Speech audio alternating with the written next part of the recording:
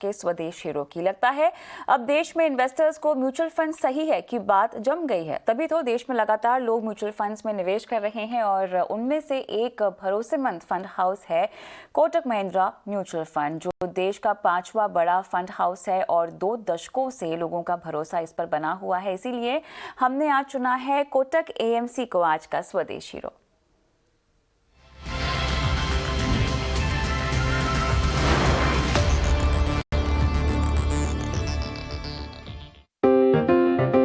देश में निवेश का ट्रेंड तेजी से बदल रहा है।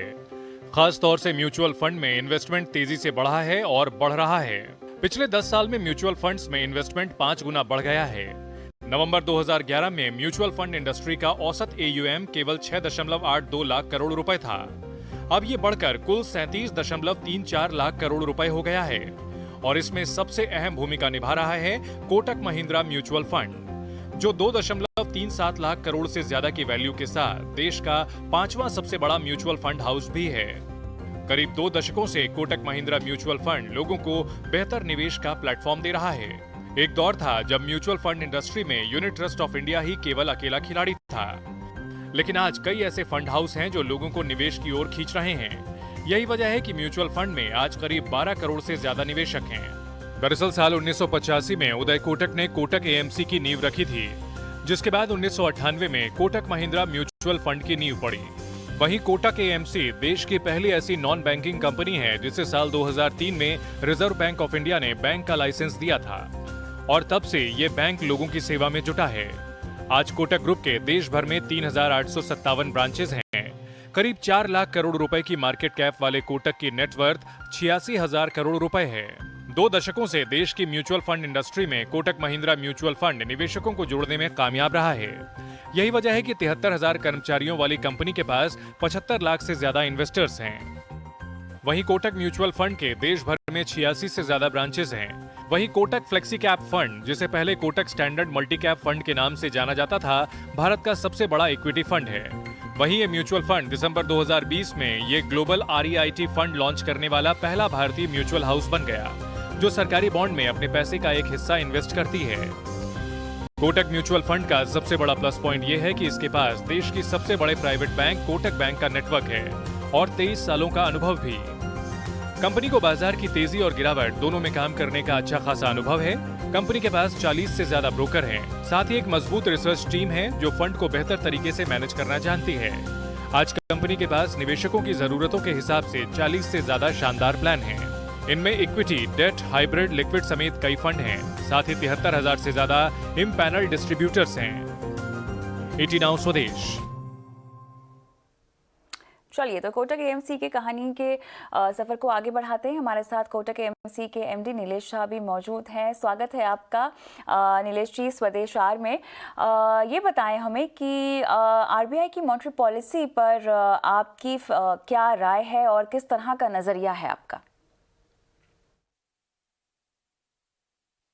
RBI ने एक रीअश्योरिंग पॉलिसी इश्यू की है।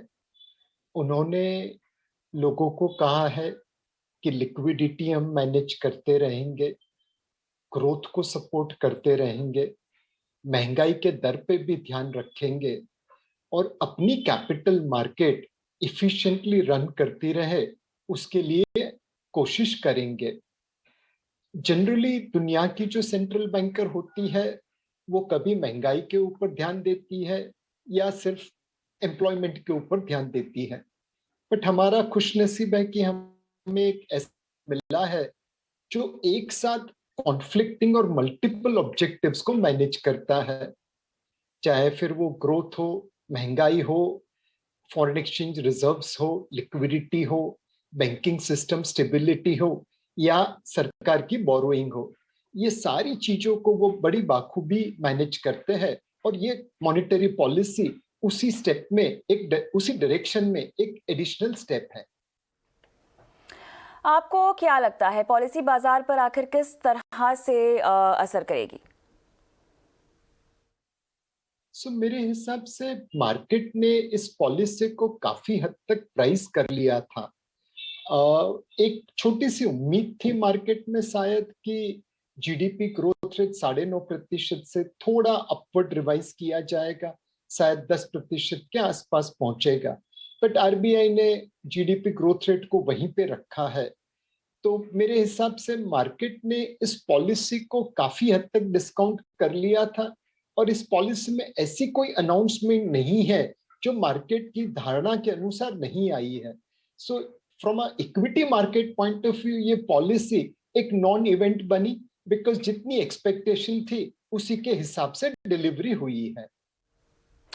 आरबीआई यूपीआई ट्रांजैक्शन लिमिट बढ़ाने जा रही है, क्या लगता है मार्केट को बढ़ाने में ये फैसला आखिर कितना मददगार होगा?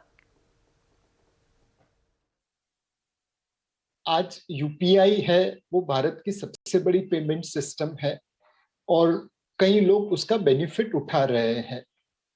अब अगर हम इन्वेस्टमेंट को देखें तो अलग अलग प्रकार से रिटेल निवेशक मार्केट में पार्टिसिपेट करता है।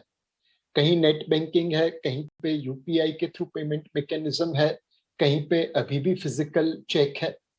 मेरे हिसाब से यूपीआई आज भारत की सबसे बड़ी पेमेंट सिस्टम बना है, तो उसका यूज करके अगर हम लोगों को निवेश करने के लिए जो उत्साहित करे, प्रोत्साहित करे, तो डेफिनेटली मार्केट में रिटेल इन्वेस्टर्स का पार्टिसिपेशन बढ़ेगा।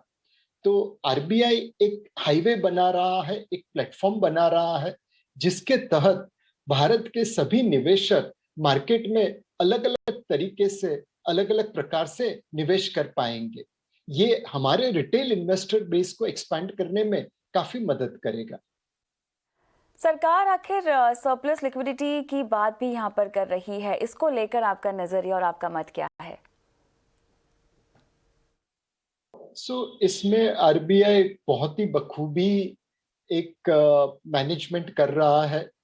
पिछले 20-22 महीनों में तकरीबन $100 बिलियन से ज्यादा एफएक्स फ्लो आया, और वो जब आरबीआई ने डॉलर खरीदे तो रुपी लिक्विडिटी सिस्टम में इन्फ्यूज करनी पड़ी। जब लिक्विडिटी इस तरीके से बढ़ती है तो सबसे बड़ा डर ये लगता है कि कहीं महंगाई हाथ से बाहर नहीं चली जाए। बट आरबीआई ने अलग अलग प्रकार के टूल्स अपनाए, VRRR है, ओपन मार्केट ऑपरेशंस है, और ये सारी लिक्विडिटी जो उन्होंने एफएक्स फ्लो की दी वो वापस अपने वहां पे एब्जॉर्ब कर ली।